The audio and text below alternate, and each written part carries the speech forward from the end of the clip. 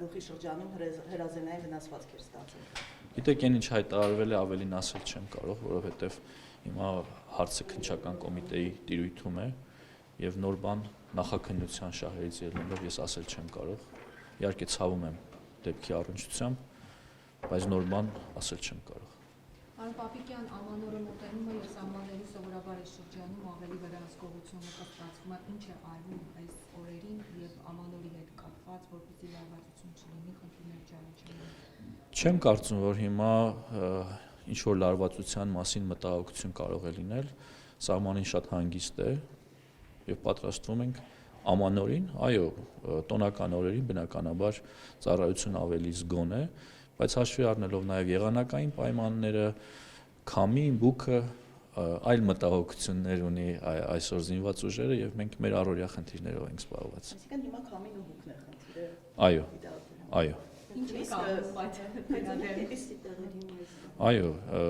եթե Երևանում կամ մեր մարզերում կամ հարակից մարզերում ձյուն չկա, ապա բարձրադիր հատվածներում կա ձյուն։ Մենք մինչև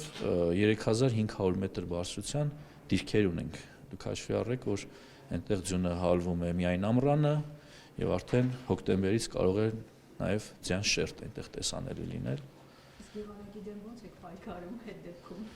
Հետևողականությամբ մեր բոլոր դիրքերի ճանապարհները մշտապես հակվում են եւ բանակային դիրքեր տանող ճանապարհները ամեն ինչ արվում է, որ մշտապես բաց լինեն։ Պարոն նախարար, շարունակելով թեման գործընկերոջից զինծառայողի մահվան հետ կապված դուք տեղեկություն ունեք կան արդյոք մեղադրյալներ կամ Ես չեմ կարող դրա մասին խոսել, կարծում եմ դա այն հարցն է, որ անհրաժեշտության դեպքում քննչական կոմիտեն պաշտոնական հայտարարությամբ հանդես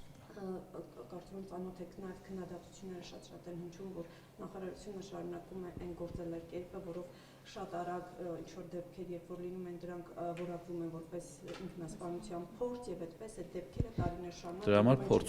փորձում ենք մենք գնահատականներ չտալ,